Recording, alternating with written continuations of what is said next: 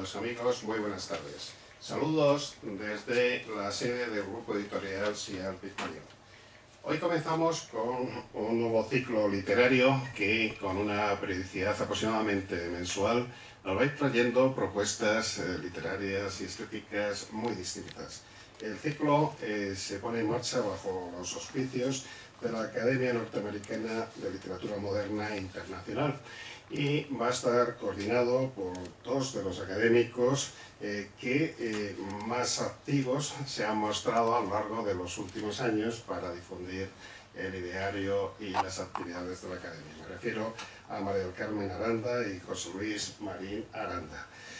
Creo que en este ciclo vamos a ver voces peculiares, vamos a tener pues, enfoques muy distintos, aunque complementarios, y como primer tema los coordinadores han elegido un título muy literario, Ecos de Oriente, el cuento y la novela árabe. Efectivamente vamos a tratar los diferentes géneros literarios y vamos a tener cada día dos invitados que bien por su trabajo creativo, bien por su labor como críticos o como personas vinculadas al mundo editorial, nos van a dar su visión sobre obras, temas y géneros, como decíamos antes, muy distintos. Por tanto, bienvenidos tanto a los que nos acompañan presencialmente como a todos los que nos siguen vía online, puesto que estos encuentros se van a transmitir vía streaming para que también puedan ser coparticipativos con los amigos, con los hermanos de otras latitudes que puedan estar interesados en participar, en acompañarnos. Hoy tenemos a dos invitados, Eduardo Velázquez González y Ramón Jiménez Pérez. Pero lo lógico es que los coordinadores, los directores de este ciclo literario sean los que nos presenten a nuestros invitados y por eso les dejo en sus manos. Adelante, María Carmen, adelante. José Luis, tenéis la palabra y un saludo muy afectuoso especialmente para todos los miembros de la Academia Norteamericana de Literatura Moderna e Internacional que nos estén siguiendo. Muchas gracias. Muy buenas tardes, muchísimas gracias Basilio.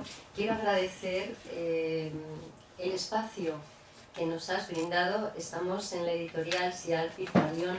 Don Basilio Rodríguez Cañada es el presidente y director general de esta editorial y muy amablemente nos ha brindado este espacio para que iniciemos el ciclo literario de la Academia Norteamericana de Literatura Moderna Internacional. En este primer ciclo, este primer encuentro, contamos con dos escritores españoles, don Eduardo Velázquez González y don, discúlpame porque tengo Ramón Jiménez. Discúlpenme porque estoy un poquito acatarrada y me cuesta un poquito hablar, pero bueno, voy rápida. Don José Luis Marín Aranda también presentará el acto y nos hablará un poquito de este nuevo ciclo que trata de Oriente, de la novela y el cuento árabe. Quiero agradecer también desde aquí a la Academia Norteamericana New Jersey, a la doctora Rosalía de la Soledad por todo el apoyo que estamos recibiendo. La Academia Norteamericana de Literatura Moderna Internacional se fundó en el año 2015. Desde entonces ha ido trabajando año tras año. En España tenemos 19 delegaciones con algunas representaciones en diferentes puntos de España y en el resto del mundo 9. Se sigue trabajando y decirles que en el año 2023 una delegación, miembros de diferentes países, entre ellos pues estuve invitada a la Organización Nacional de las Naciones Unidas para hablar de la importancia de la lengua española como interconexión cultural mundial. Así que bueno, explicado esto un poquito, para los que no conocían lo que es la academia, pues así tienen unas bases generales. Voy a empezar por presentar a don Eduardo Velázquez González. Nacido en Madrid, desarrolló su actividad profesional como directivo de banca. Las inquietudes literarias han estado presentes a lo largo de su vida. habiendo descubierto en la poesía primero y con posterioridad el relato histórico. Ha asistido a los talleres de expresión literaria creativa en Fuentetaja, tengo que conocer ese lugar. Y a partir del 2011 se inició en el taller de iniciación a la poesía que imparte el poeta Jesús Urceloy. Como voluntario de la ONG Proyecto Hombre, es el responsable de impartir un taller de habilidades sociales entre los internos del módulo 14 del Centro Penitenciario de Madrid, Madrid 5, en Soto del Real. Asimismo, ha colaborado con Cruz Roja Española en diversas actividades docentes en institutos de enseñanza media de la Comunidad de Madrid. Igualmente, durante años, ha venido impartiendo talleres de habilidades sociales en Santa María de la Paz, albergue de los Hermanos de San Juan de Dios, para personas de exclusión social.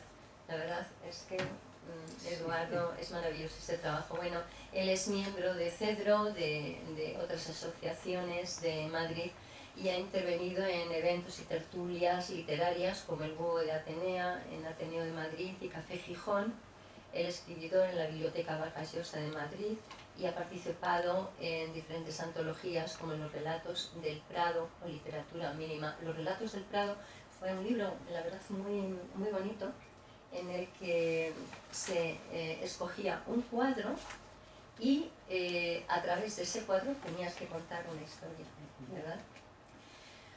Bueno, pues otros actos que ha organizado para la Real Sociedad Económica de Amigos del País de Jaén o en la Semana Expo Poesía. Autor pues, de poemarios, Castarillas de Sacapuntas, expuesto en un escaparate, La Tejedora de Apegos, Turcumán del Emir, es el libro que hablaremos hoy, ¿verdad? Tengo aquí una hipnosis, pero lo voy a dejar para que lo comentes tú. Y don Ramón Jiménez Pérez, muy buenas tardes. Abulense, afincado en Madrid, pero con un pie en Asturias, buena tierra. Licenciado en Derecho por la Universidad Complutense y gestor cultural. Ha obtenido diferentes premios en microrelatos, relatos y cuentos. Lleva muchos años obteniendo premios. Bueno, yo me he leído todo el currículum, digo, como tenga que contarlo, se nos va el tiempo. Algunas de sus publicaciones, Así me pierdo en ciudades, al fondo a la derecha, Son las brujas las que vuelan, y de las novelas El baile de la emperatriz o Cuero ilegítimo, que es tu último libro, ¿no? La mayoría de sus publicaciones editadas aquí en Sial Pigmalión.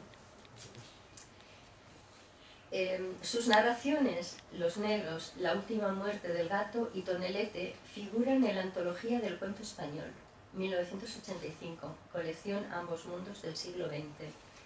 Society of Spanish and Spanish American Studies, de Nebraska, 1985, enhorabuena. Y luego tenemos también entre todas sus publicaciones la famosa Invasión de Frankfurt por los jabalíes, en su último relato publicado en una antología, Frankfurt, Territorio Literario, un libro que fue prologado por el embajador de España en Alemania. Así es, de Sial Pigmalión. El arte del origami constituye otro de sus pilares creativos. De hecho, a mí me sorprendió en Frankfurt cuando me enseñó esas maravillosas obras de arte hechas con papel. Bueno, he traído un turco para que delante acta de... Es dificilísimo y es impresionante. El arte del origami, del que busca siempre su aspecto literario, constituye uno de sus pilares creativos. Habiendo escrito sobre el arte, impartido talleres, pronunciado conferencias y realizado diversas exposiciones. Eres socio, mecenas de la EMOZ Escuela Museo Origami de Zaragoza. 3 de tus obras de dibujo origami, realizadas en colaboración con el pintor Luis Ortés, forman parte de los fondos de dicho museo. Además, es columnista del Diario de Madrid. Pues enhorabuena a los dos escritores que tenemos a nuestro lado. Gracias. Me toca. Bien, pues buenas tardes. No voy a repetir nada más de lo que se ha dicho ya, porque ya están presentados nuestros amigos y tú has hablado también de la academia, con lo cual me voy a meter directamente en el tema que es el que nos trae hoy aquí. Hemos elegido un tema muy literario, como bien dijo Basilio, de estos ecos de Oriente con el cuento y la novela árabe. Y sobre eso voy a dar unas pinceladas y voy a dejar que los dos den sus opiniones, y a partir de ahí pues probablemente entraremos en unos comentarios y en un cambio de impresiones. El cuento en la literatura árabe es algo muy ancestral. Realmente esto viene de la gran parte de la literatura oral. Y son relatos que se han ido transmitiendo boca a boca a través de los siglos, hasta que en un momento determinado aparece Las Mil y una Noches, que es el libro emblemático de los cuentos árabes, que ha servido además, como luego comentaré, para donde han bebido realmente grandes escritores de lengua castellana e incluso de la lengua inglesa.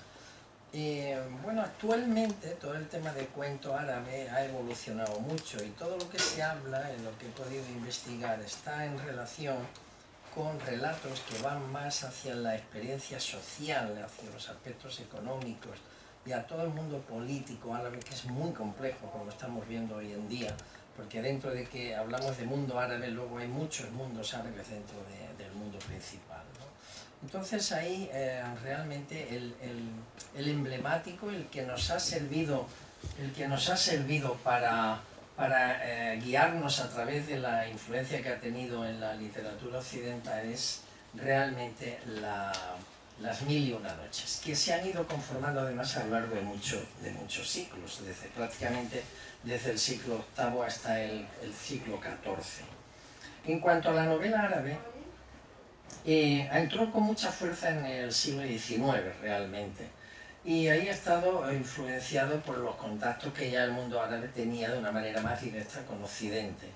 Y ahí también el auge de todo el tema del periodismo, el tema de la educación, todo eso ha ido floreciendo de tal manera que han salido grandes escritores. Concretamente nosotros tenemos un plantel aquí dentro de la editorial de escritores del mundo árabe a través de lo que es Túnez, que es un país con el que tenemos muy buena relación literaria, y ahí, ahí tenemos a bastantes escritores de lengua árabe que escriben también temas relacionados con la novela.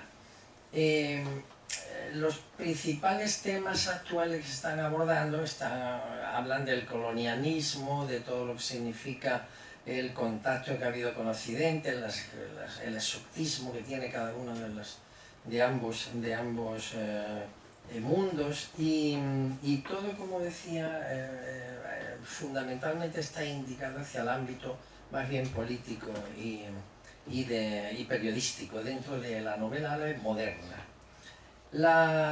El tema de Las Mil y una Noches es algo que ha venido, a mí realmente me ha llamado mucho la atención. Yo he leído todos los cuentos que hay ahí, realmente hay unos mejores que otros.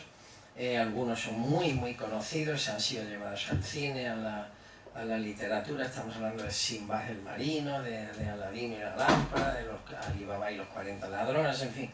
Esto es un tema que todos conocemos y no me voy a extender, pero sí que es verdad que hay un punto que ha sido copiado, digamos, de alguna manera, incluso por mí mismo, porque yo el último libro que tengo de los seteros, de los relatos de este monje trapense, está basado en este tipo de literatura, es la forma de expresión que tiene Las Mil y una Noches, en cuanto a que técnicamente se llama literatura enmarcada, pero realmente lo conocemos todo como la literatura de las clásicas cajas chinas, donde dentro de un cuento hay otro cuento y otro cuento y otro cuento.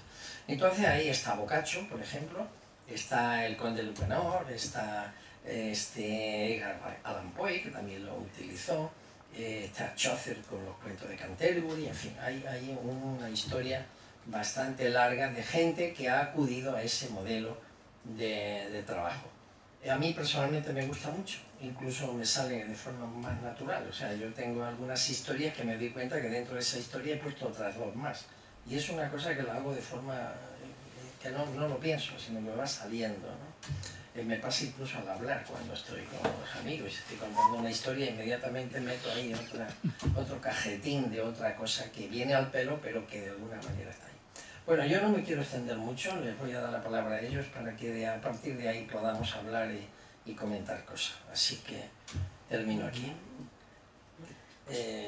¿Quién queráis? Bueno, quería comentar una cosa, perdón, respecto de Eduardo, que es lo siguiente. En la novela árabe hay una cosa también importante que no he dicho, y es que no solo la novela árabe tiene su propio campo de trabajo, sino que hay muchos escritores occidentales que escriben sobre el mundo árabe, trasladando las formas, los sistemas de vida, los tiempos, esos años, fundamentalmente en España con el tema del Al-Ándalus, etc.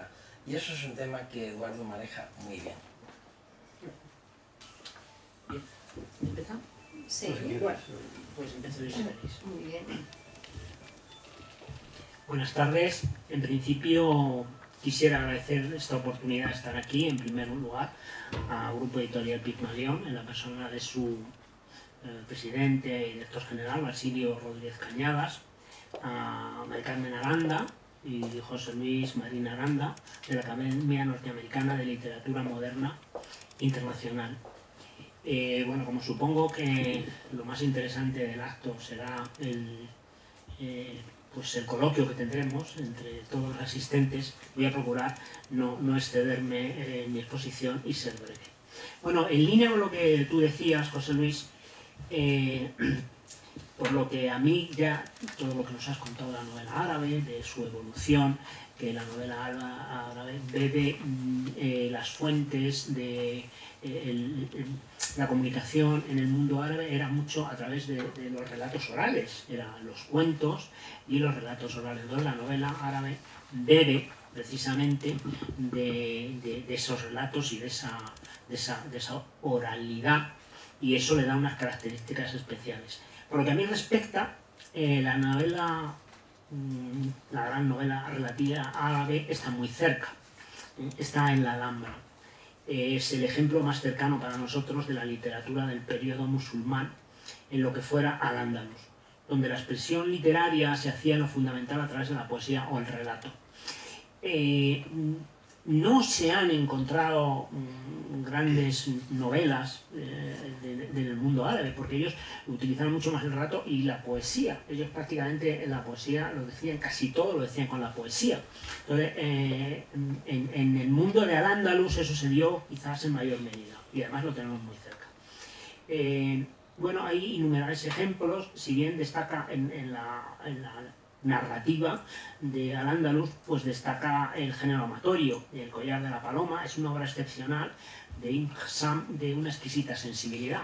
La verdad es que yo he tenido para escribir este libro, que al final le cambiaron el título, el Turgumán, que quiere decir intérprete en árabe, pero ellos, la editorial, no decidió cambiarlo, dijo que era un título muy complicado de recordar para el señor, y se ha comprado un libro y me dijeron, no, hay que quitar el turgumán y tenemos que poner el intérprete, porque el turgumán es una palabra muy rara que no se puede entender, pero bueno, es lo mismo, ¿no?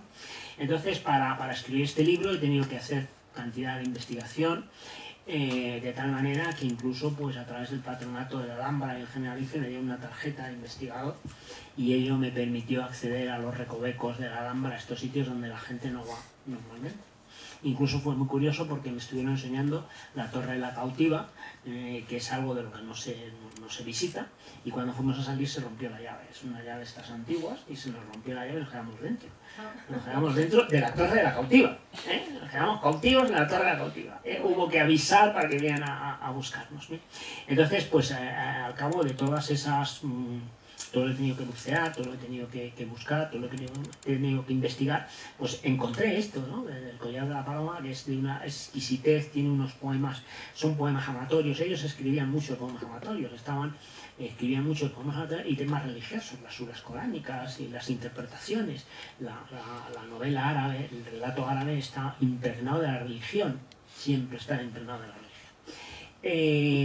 Bien, por lo que a mí respecta, pues cuando hago referencia a la novela árabe, lo hago desde la óptica del autor de dos novelas. En realidad yo tengo dos novelas, que son Los manuscritos del tránsito y El intérprete del enigma.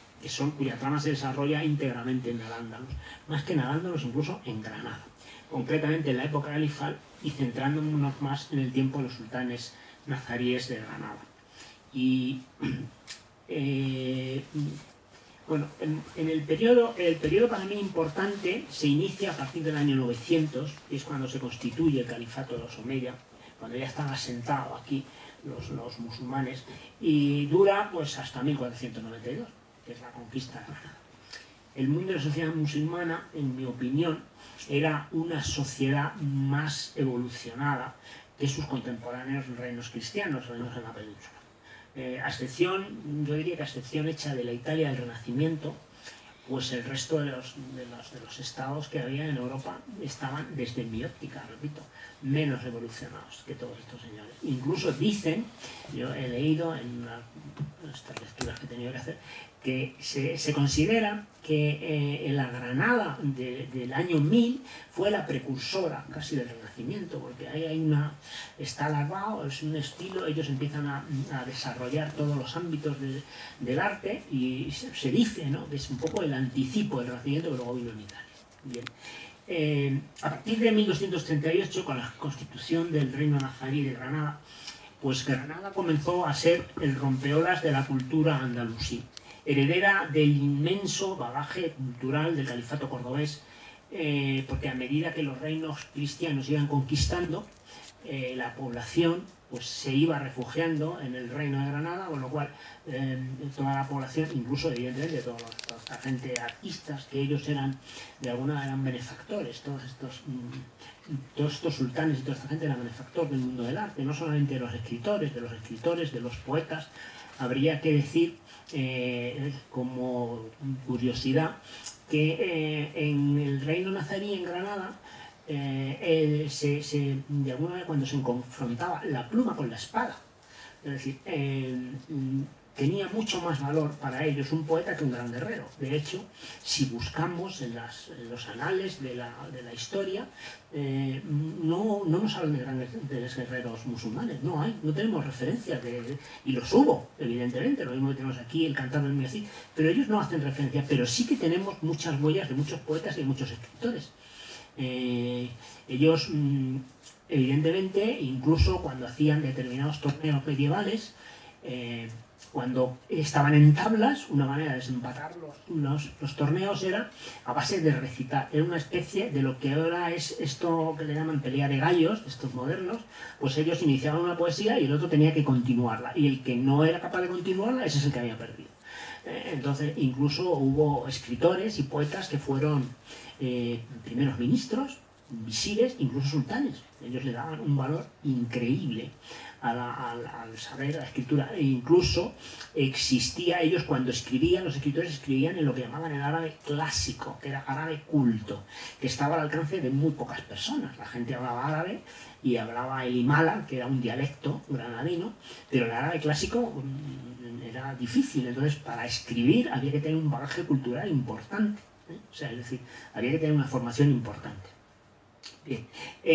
Bueno, pues como decía, cuando se constituye el reino nazarí y empiezan a llegar toda la población que tenía, hacia el año 1340, hubo un sultán, Ismail I, que comprendió que Granada, el reino de Granada, ya no podía ser un reino de expansión, e incluso el islamismo ya no podía expandirse más.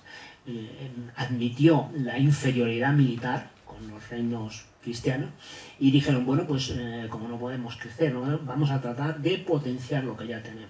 Y lo que hicieron es que todos esos recursos económicos, esfuerzos personales que venían habiendo hecho para la milicia, para la guerra, lo invirtieron en desarrollar lo que ya tenían. Entonces se hicieron mecenas de artistas, recogieron la flor innata que había del saber, incluso acogieron incluso muchos judíos, bueno, no había los problemas que había quizás en el otro bando. Y bueno, pues fue el desarrollo y el auténtico auge de toda esta cultura.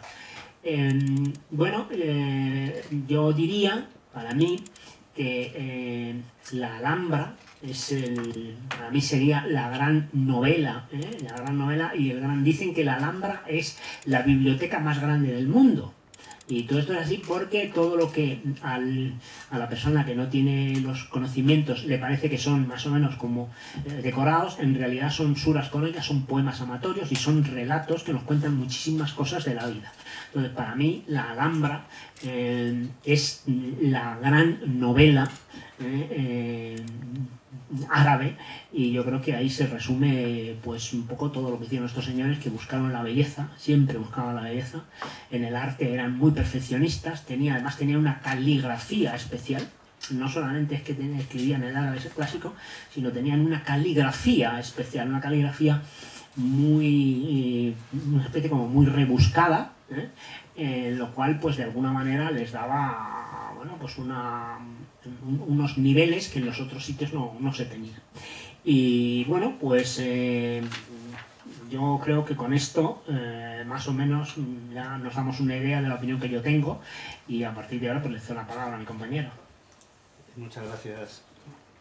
Sí, de lo que comentabas antes, de la caligrafía, las letras que tiene la escritura árabe son 28 y la actual, bueno, ya lo comento porque es que me ha resultado curioso lo que decías, que la escritura árabe actual data del siglo IV y recibe el nombre de Naskhi, para diferenciarla de la primitiva escritura, que es más redondeada, llamada cúfica, de Kufa, que es una escritura ligada, más cursiva y con una sucesión de caracteres individuales. Así que bueno, tiene una palabra más que en nuestro abecedario, que son 27. Bien, buenas tardes a todos. En primer lugar, muchas gracias a la Academia Norteamericana de Literatura Moderna Internacional, representada aquí por María del Carmen Aranda y por José Luis Marín Aranda. Gracias también, como es lógico, a la editorial Sial Pigmalión, en la persona de su presidente, escritor y poeta Basilio Rodríguez Cañada, y al público asistente que se ha tomado la molestia en un Madrid tan complicado como este en el que vivimos, un día frío, acercarse hasta aquí para escucharnos. Bien, yo voy a empezar de una manera muy distinta. Habéis empezado con la novela, me parece muy bien, porque habéis empezado por lo grande, yo voy a empezar por lo pequeño, muy pequeño, que es la palabra. Tomé algunas notas en este cuaderno chino, por dos cosas, porque ayer empezó el año chino, lo compré en Chinatown de Madrid, y porque están los cuentos chinos también como sinónimo de falsedad, de mentira. No me cuentes un cuento chino. Bien. La palabra, agarré esta hoja suelta que tenía revoloteando por mi casa, que es una definición de Demócrito, ¿no? Dice nada más y nada menos que dice que la palabra es la sombra de las cosas, y según qué cantidad de luz hay, da una dimensión o da otra. Bien, el otro día cuando José Luis me invitó amablemente a participar en este acto, hubo dos palabras que me llamaron la atención poderosamente. Una fue la palabra seteros, y la otra cuentista. Las pronuncié, se acordará perfectamente. Seteros porque presentaba un libro titulado así, Los seteros.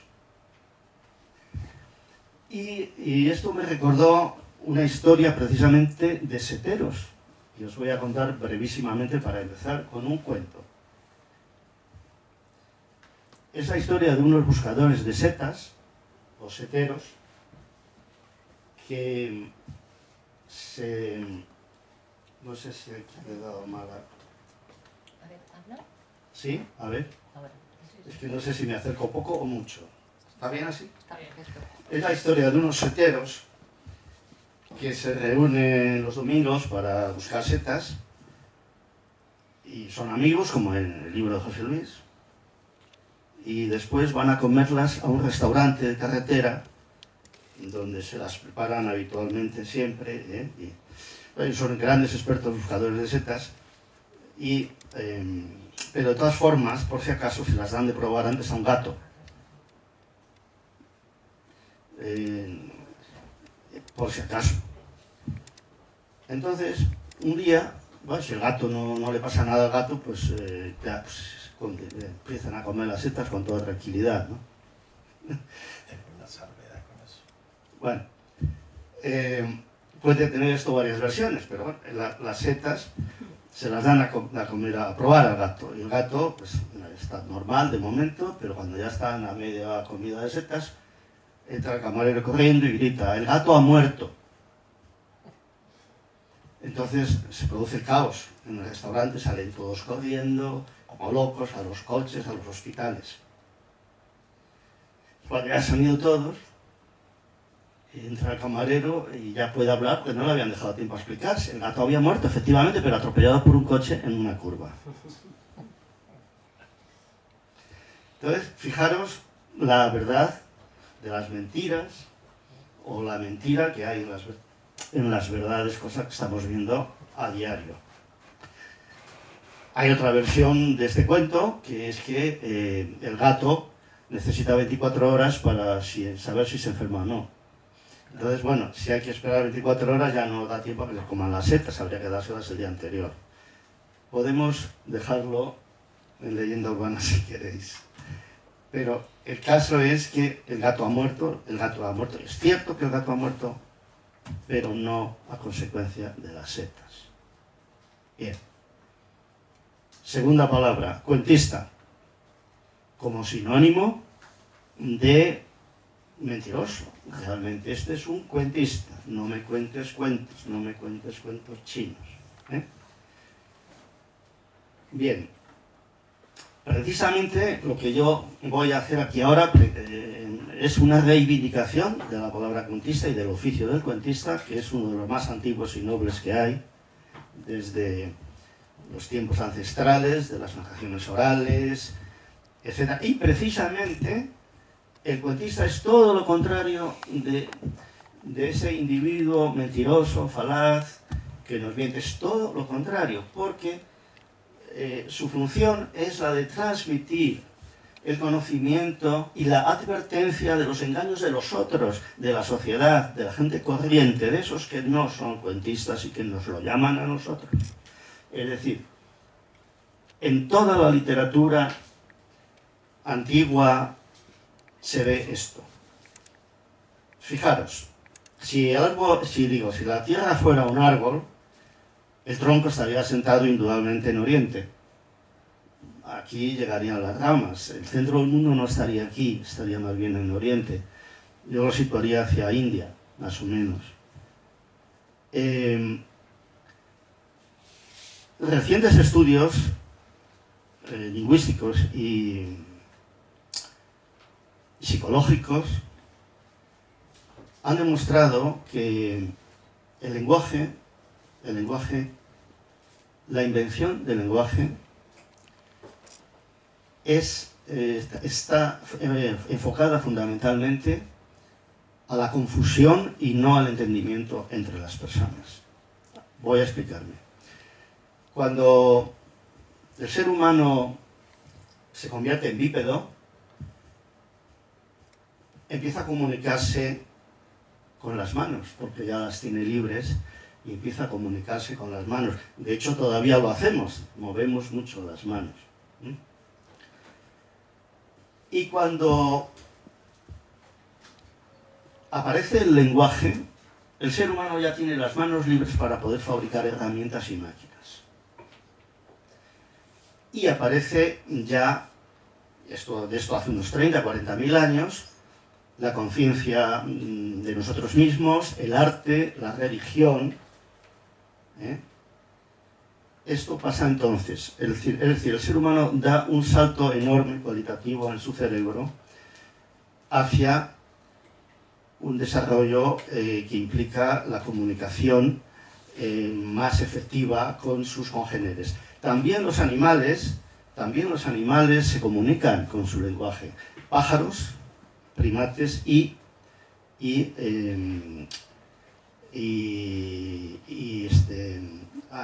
peces y mamíferos, mamíferos marítimos. ¿Qué pasa? Que el animal se comunica para transmitir sentimientos entre ellos y emociones, pero el ser humano lo utiliza principalmente para la confusión, la manipulación de la mente y a veces para la mejora también. Es decir, que estamos en un estado de evolución todavía, pienso, primitivo, aunque se esté avanzando hacia él, con lenguajes quizá que tiendan a lo telepático, que será el futuro cuando haya otro desarrollo mental mucho más grande. A veces nos comunicamos con los ojos, nos miramos a los ojos y nos comunicamos. O bien, también nos comunicamos con los silencios. Bien, quiero decir, el lenguaje es un arma muy poderosa, como ha dicho antes mi compañero, tan poderosa más que las armas de guerra, porque la herida que produce la palabra no se cura igual que la que produce un arma que puede curarse, la herida que produce, y eso se ha dicho en la literatura antigua, la herida que produce la palabra no cura nunca. De hecho, ya estamos viendo que hablando se entiende la gente, es un mantra que tenemos muy asumido, pero es justamente lo contrario. Hablando, normalmente no se entiende la gente. No se entiende la gente, lo estamos viendo todos los días, en la política internacional, en la política nacional. Todo el mundo se acusa de mentir constantemente. Entonces, la literatura antigua, y ahora voy a hablar de las Mil y una Noches, por ejemplo, y del Panchatantra, y del Kalila y Dimna, en todas estas literaturas siempre aparecen los cuentos advirtiendo del peligro, del engaño, de las palabras, del enemigo, de muchas diversas maneras, de muy diversas maneras. Por ejemplo, un cuento de Kalila y Dimna titulado Los búhos y los cuervos, se utiliza mucho la fábula animal, de la que luego han venido los demás, han venido luego La Fontaine, etcétera. Porque es cierto lo que tú decías, José Luis, de cómo ha influido, está el eco de la literatura de la Mil y una Noches, por ejemplo, en autores contemporáneos o no tan contemporáneos. Que el Avileño de Cervantes viene del Caballo de Ébano, de las Mil y una Noches, o el Mercader de Venecia de Shakespeare viene de La Huella del León, también de las Mil y una Noches. Y así muchas historias, que encima son historias aluviales, en el sentido de que reúnen muchos textos dispersos, sobre todo de India, de Bagdadí, de Irak actual, Persa, Irán, Egipto, también mucho. Así que hay ahí de todo un poco. Y hay cuentos que contienen, no solo otros cuentos como Cajachetti, contienen novelas. Cuentos que contienen novelas incluso. Es decir, que es impresionante, ¿no? Toda esa influencia. Entonces, cuentista es una palabra muy digna, que yo reivindico como el que avisa de la verdad. Es decir, aunque sea ficción lo que se cuenta en esa historia, es la verdad de la ficción. O sea, eso ya es verdad, ineludiblemente. La verdad de la ficción. Aunque sea mentira en sí misma, esa historia es verdad. Pero no podemos decir que sean falsedades lo que ahí se cuenta, sino advertencias. Hay muchos temas didácticos de religión, como hemos dicho, ejemplares, el conde Lucanor, todo esto viene de ahí, todo esto viene de ahí. Con permiso. Sí, claro. Hay uno de los cuentos marcos dentro de las Mil y una noches, es que en la lejana Persia, un rey llamado Sayar, que fue traicionado por su esposa, entonces decidió no volver a confiar nunca más en ninguna mujer. ¿Qué hizo? Cada noche desposaba a una y a la mañana siguiente la mandaba matar. Cuando ya le tocó a la hija de su visir, a Sherazade, pues esta mujer le dio un plan, porque dijo, como cuente el cuento, como le cuente una historia, a la mañana siguiente me va a matar. Entonces cada noche contaba al rey una historia y la dejaba inconclusa, prometiendo contarle el final al día siguiente. Al día siguiente, claro, se había salvado de la muerte, le contaba otra historia y le decía, mañana te contaré el final. Y así estuvo durante mucho tiempo hasta que el rey ya se le pasó esa furia, esa venganza y se enamoró de esta mujer. Es uno de los cuentos que tiene... En realidad esa es la génesis de la Mil y una noches. Exactamente, la génesis. Esa es la génesis. Y otra cosa que has comentado antes, Ramón, y que también ha comentado Eduardo, acerca de la importancia de la pluma. La pluma para los escritores es nuestra arma. En la Guerra Civil Española, el escritor Alejo Carpentier estaba luchando a favor de la República. Salió una señora diciéndole, por favor, ustedes que saben escribir, defiéndannos. O sea que, bueno, te dejo, porque nos hemos pasado un poco del tema. No, sí, esto da para mucho, porque también es un aluvión de ideas. En fin, aquí tengo notas, por ejemplo, esta es una que me gusta mucho. La ficción requiere la máscara de un personaje. Dale una máscara a un hombre, dijo Oscar Wilde, y dirá la verdad. Y te dirá la verdad. Es decir, por esto la ficción es incompatible con la mentira, realmente. Los cuentos o los relatos que tú tienes, Ramón, sí. Más o menos, ¿en qué están basados? ¿Tienes algún perfil? Bueno, utilizo mucho el humor, el doble sentido, porque en realidad yo veo la mentira, veo el engaño a diario, no lo advierto como de la misma manera que lo puede hacer una de estas fábulas clásicas, pero sí que me burlo de muchas cosas, juego con las palabras, con esa palabra que a veces es muy complicada de dominar y que es peligrosa porque al igual que la trompa de un elefante tiene 40.000 músculos, aunque parezca lo contrario, el humor tiene también muchos resortes. Es muy difícil de manejar y puede servir a la gente. Tienes que ser muy cuidadoso manejando esa trompa del humor, ¿no? Utilizo mucho el humor porque hay otra frase que me gusta mucho de Mark Twain, que es la risa es dinero en el bolsillo. Por todo lo que te ahorras en médicos. Bueno, claro, efectivamente. Es decir, debemos reírnos a mí me parece que la literatura tiene que ser entretenida, sí, claro. Tiene que gustar a la gente en el sentido ese también de distraerla, de entretenerla. Antes dijo otra cosa, Eduardo, sobre esos poetas cultos árabes, ¿no? Efectivamente, era gente muy culta que gustaban de la gran poesía. Y por eso precisamente despreciaron a las Mil y una noches.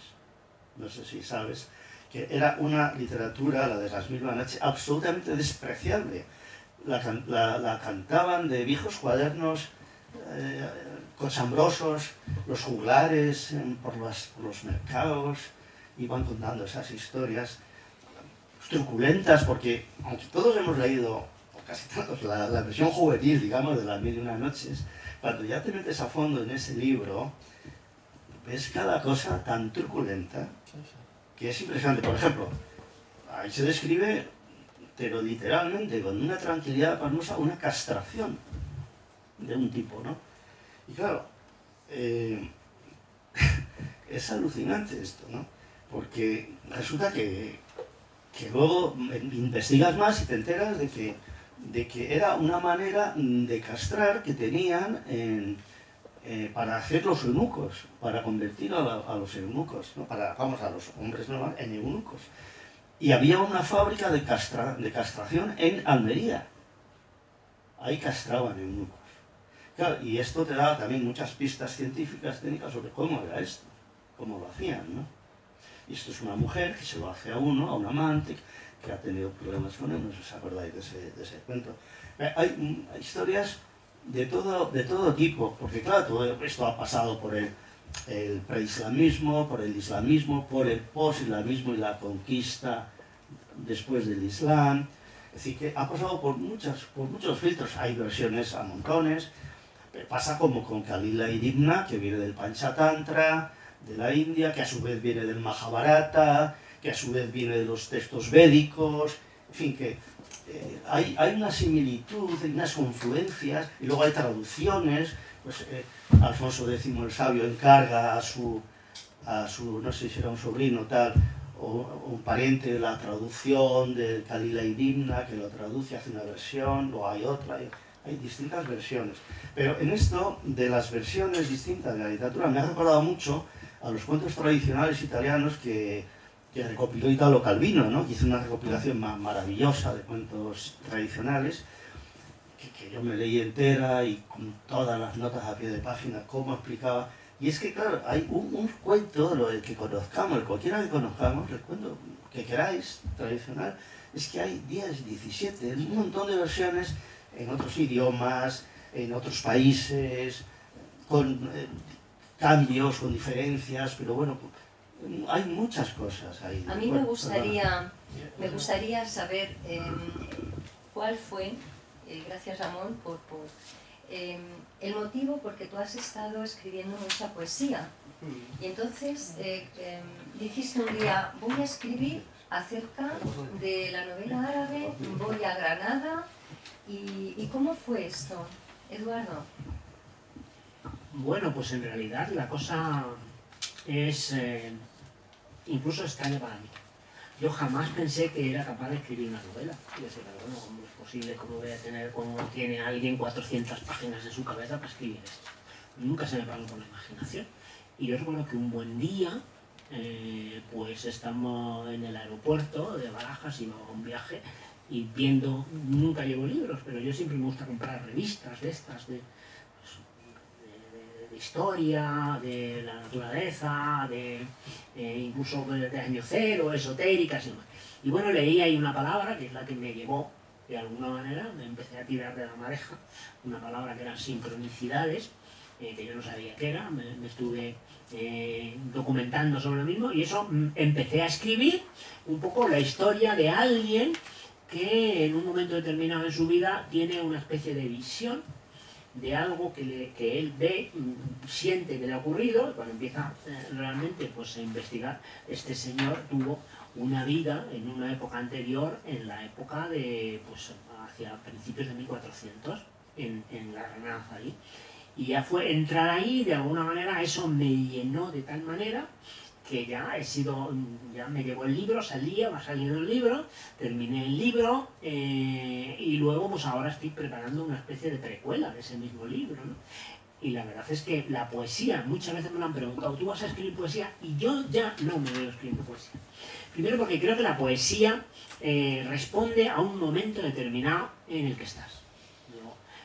Yo recuerdo que cuando empezaba con Urceloy, José Luis lo conocía, decía, la poesía hay que escribirla con las tripas. Con el corazón. Con el corazón, sí, con el desde estómago. dentro, sí. Si no eres capaz, el lector va a percibir que lo que le estás contando es algo que tú no ves, que tú no has vivido, y lo va a percibir, entonces suena a falso. Bueno, quizás escribes poesía en un momento determinado en tu vida, luego las circunstancias cambian, y empiezas a entrar como yo entraba en la narrativa. Y ahora creo que será complicado, salvo que en mi vida cambie o ocurra alguna cosa, no creo que vuelva a escribir ya. Yo volveré, yo vuelvo a la poesía, ¿no? Estoy con ello, además. Sí, sí. Eso es fenomenal. Cuando entras en conexión con tu yo más interno, pues posiblemente entonces. Bueno, y tú en el libro del Emil sueltas mucha poesía. Sí. Bueno, yo recuerdo que alguien que leyó el libro me dijo, se nota que eres un poeta cuando escribes, porque hay muchos, sí, hay muchos poemas. Yo meto muchos Narrativa poemas. en prosa. Sí. No, yo quería apostillar algo de lo que tú has comentado y algo también de lo tuyo. No sé si me tengo que acercar más. En realidad esto que tú has comentado de que un determinado texto o un cuento aparece con distintas versiones y tal, bueno, al final estamos hablando de un tema que hemos desarrollado en algún momento en alguno de los congresos que hemos hecho aquí con la editorial, que es la intertextualidad. Es decir, un escritor se basa casi siempre en lo que ya sabe o ha leído o ha estudiado o está buscando para poder escribir sus propios libros. Cuando Eduardo estaba escribiendo El Emir, que es un libro maravilloso que yo os recomiendo, que por cierto presenté, me parece que fue, ¿no? En la librería. Y hice ahí el 17 de octubre. Hice un estudio del libro, a mí me encantó ese libro. Entonces, él se ha basado en muchos otros libros, en muchas otras informaciones para escribir. Pero fíjate hasta qué punto el tema de las 1001 noches que tú comentabas, que ya en el siglo XVII-XVIII, Antoine Galland hizo una recopilación, tradujo al francés y metió dos cuentos que no estaban en la literatura árabe. Metió a, creo recordar que era Ali Baba y los 40 ladrones, y el otro era el de Aladino y la lámpara maravillosa. Es decir, que se fue, en las 1001 noches se fueron nutriendo a lo largo del tiempo, del siglo VIII que empezó esto, un poco antes quizá, de que recopiló todo lo que la literatura oral había difundido. Seguramente cogió, como tú bien has dicho, cuentos indios, cuentos persas, cuentos de Egipto, cuentos... Vete a saber, yo creo que ahí se sacó la primera versión y no tiene nada que ver la primera con las últimas. Y son muchas veces los cuentos que más se conocen. Entonces, conclusión de esto, que la literatura se va nutriendo de su propia literatura. Y a partir de ahí, pues podemos llegar a, no sé, al infinito. Bueno, es que incluso pues, ha llegado a autores muy modernos, o del siglo pasado, en fin, o aquí en Maupassant, ha llegado a mucha gente, ¿no? Esta temática y esta manera, ¿no?, de contar. Cervantes mismo, que el clavileño lo saca, lo inspira... Eso son cuentos de cajas chinas. Claro, pero es que también Cervantes se inspira mucho, o se basa muchísimo para su novela, no tiene que ver, claro, con el Amadís de Gaula. Pues yo he leído el Amadís de Gaula entero, en castellano antiguo, que me llevó mucho tiempo, y hay episodios que son claramente pues una burla o una imitación, o, en fin, de lo que pasa en el Amadís de Gaula, los gigantes, no sé qué, la peña, el caballero de la peña del triste, o de la... En fin, todo eso está en el Amadís de Gaula, ¿no? Pero yendo a lo que es la vida literaria, que nos afecta un poco a todos de distinta manera, como las modas, como las 1001 noches, volviendo a ella otra vez, pues resulta que fue despreciada durante muchísimos años, hasta que Occidente se fija en ella, la revaloriza, la valora, y es entonces cuando los árabes la reivindican como suya. Es entonces cuando empiezan las grandes ediciones árabes de las 1001 noches. Y tengo aquí apuntado que este escritor egipcio, Muhammad Taimur, de 1892 a 1921-27, pues lo considera uno de los monumentos de la narrativa árabe. cuando antes, poco antes, había sido absolutamente despreciada. Bueno, yo creo que podemos ir resumiendo. Si alguna persona del público quiere hacer alguna pregunta para no pasarnos de Bueno, tiempo. antes de esto, quería también añadir que la picaresca española viene de la narrativa árabe también. El Marcos Obregón, de Vicente Esquivel, todo esto ya sale de la narrativa árabe. Y también la estructura de ese libro, Es que ha sido una gran influencia. con descansos, los capítulos los llama descansos, como en árabe. ¿Eh? Es decir, que hemos heredado una picaresca del árabe también. Claro, que a su vez viene luego de más allá, de la India, de más allá. Mira, Sí. hay un libro hablando también de esto que decías, de que se quedó quieto eso ahí, que nadie lo leía y nadie... Hay un libro que para mí ha resultado siempre muy interesante, que yo lo he utilizado y en muchas ocasiones, que esto Basilio tiene que saber mucho más que yo, se llama Gesta Romanorum, que seguro que lo tienes por aquí en algún sitio. Ese libro es una recopilación de relatos, de pequeñas historias, pequeños cuentos, moralejas, de todo tipo, fundamentalmente muy conectadas con temas de la época romana, y en donde ahí aparecen realmente una cantidad de cosas que están luego otra vez en determinados cuentos que se han desarrollado, como en el Decamerón, en el tal, es decir, que todo tiene una fuente de alguna manera, y vuelvo a sacar ese palabroto de intertextualidad, ¿no? Que en realidad lo que estamos haciendo es ir transformando cosas que ya conocemos. Claro, mira, yo quería hacer una puntualización al respecto. Antes me decías, ¿cómo empiezas a escribir tú este tipo de novela? Bueno, yo cuando era muy pequeño, no sé qué años tendría, pues 3 años, mi madre siempre me recitaba un poema, que era un poema de Zorrilla, que es oriental. Entonces, el poema empieza: corriendo van por la Vega las puertas de Granada hasta 40 gomeles, el capitán que los manda. Entonces es la historia de un capitán de los gomeles, los gomeles eran una de las tropas, digamos, que como los Navy SEAL del día, de la actualidad. Y de alguna manera ese capitán encuentra una esclava de la que se enamora perdidamente, y bueno, pues lo que hace es que la ofrece todo lo que tiene para que se vaya con él. Y ella al final lo desprecia y dice que no, que la mande a León con su gente, y desprecia todo, ¿no? Y entonces él pues le dice, bueno, pues sí, que si tus torres en León son mejor que mis granadas, hurí del Edén, vuelve con tus caballeros. Entonces, claro, es lo que hablábamos antes, eso está en mí. Entonces, está en mí desde que era muy pequeño. De hecho, el libro se lo dedico a mi madre, porque ella fue la quien me inicia. Entonces, escribimos sobre algo que ya sabemos. Entre otras cosas, cuántas cosas no habremos leído que de alguna manera quedan en tu subconsciente y que luego las vuelcas cuando escribes. Efectivamente, pasa eso. Así es. Pasa eso, sí. Pues mira, yo voy a hacer un último apunte. Se dice que la epopeya de Gilgamesh se cita a menudo como la primera gran composición literaria que fue escrita en lengua acadia de la Baja Mesopotamia, hoy actualmente Irán, Siria, Turquía, Irak, y narra las aventuras de Gilgamesh, el rey de la ciudad del estado de Sumeria de Uruk. Uruk, que ostenta ser la primera ciudad construida en la tierra hacia el 3500 a.C., en Mesopotamia, actualmente Irak. Bueno, precisamente el Parlamento acaba de firmar la aprobación de los matrimonios con niñas de 9 años.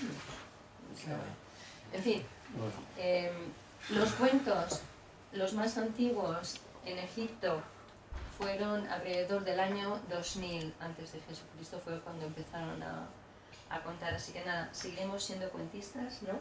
Sí, y sigo... Me gusta la palabra. Quiero reivindicar de nuevo, terminar reivindicando de nuevo la palabra cuentista, porque el cuentista dice la verdad. Y la verdad, vamos a ver lo que decía Albert Camus sobre la verdad. Dice, héroe es el que dice la verdad. no el soldado que lanza unas granadas, mata al enemigo después de haberse tomado unos tragos de alcohol para envalentonarse. Ese no es el verdadero héroe, sino el que dice la verdad. Pero ahora estamos en una época en que hay superhéroes, que estos superhéroes, más superhéroes se consideran cuantas más mentiras y manipulaciones hacen de la mente de los demás. Entonces, creo que esto merecería la pena conversarse más ampliamente en otro momento. Pues Pero bueno, seguiremos con los ciclos literarios y el próximo seguramente confirmaremos la fecha, hablaremos sobre la novela erótica, muy interesante. Pero si me permitís, brevemente, yo he estado siguiendo con mucho interés vuestro diálogo, vuestras exposiciones, y la verdad es que me habéis recordado cuando organizamos un congreso en la Fundación Rogelio Alberti, y Jesús Ferrero contó públicamente que hacía la primera novela con romance. Es cierto que las lindes entre los géneros siempre han sido muy difusas, ¿no? Pero pues ese romance, lo he estado rescatando, que es el famoso romance del prisionero, donde clama al cielo en su prisión, que podía ver el cielo, pero no podía respirar el aire de la primavera, ¿no? Ya sabéis, es ese que dice que por mayo, era por mayo, cuando hace la calor, cuando los trigos se encañan y están los campos en flor, cuando canta la calandria y responde el ruiseñor, cuando los enamorados van a servir al amor. Sino yo, triste, cuitado, que vivo en esta prisión, que ni sé cuándo es de día ni cuándo las noches son, sino por una vecilla que me cantaba el albor. Matómela un ballestero, dele Dios mal galardón. Es una historia, la verdad es que tremenda, ¿no?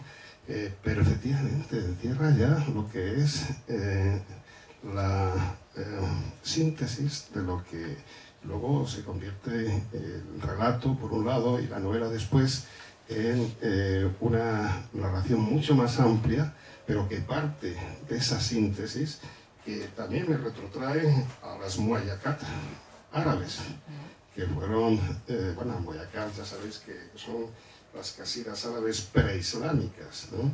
Que dieron lugar a la literatura, no solo a la poesía, sino a la literatura árabe que habéis estado comentando y por extensión a la propia literatura española, ¿no? Entonces es muy curioso, ¿no? Como efectivamente lo que habéis estado hablando, ¿no? De esas composiciones cortas, de esos cuentos, de esos relatos, ¿no? De cómo efectivamente es una tradición que sigue muy viva en el mundo árabe, como habéis dicho vosotros, todavía.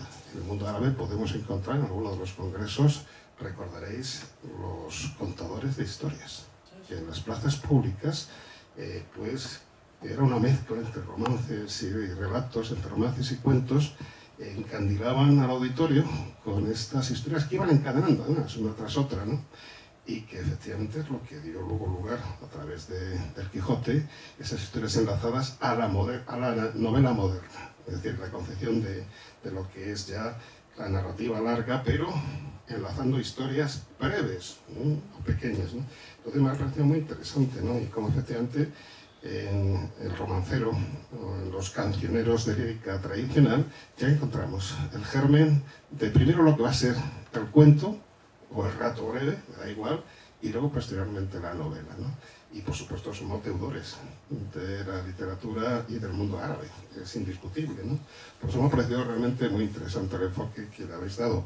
Queda grabado este programa, este inicio del ciclo, para que los curiosos, los interesados y nuestros colegas, los hispanistas del mundo árabe, puedan visionarlo, y yo estoy convencido que pueda dar lugar a otros trabajos posteriores, como habéis dicho aquí. Para mí, simplemente, pues, deciros que ha sido un placer teneros esta tarde con nosotros, que ya quedáis dentro de nuestra historia, totalmente vinculados y grabados, y que, bueno, pues será un placer asistir a vuestra próxima convocatoria. Nada más. Muchas gracias.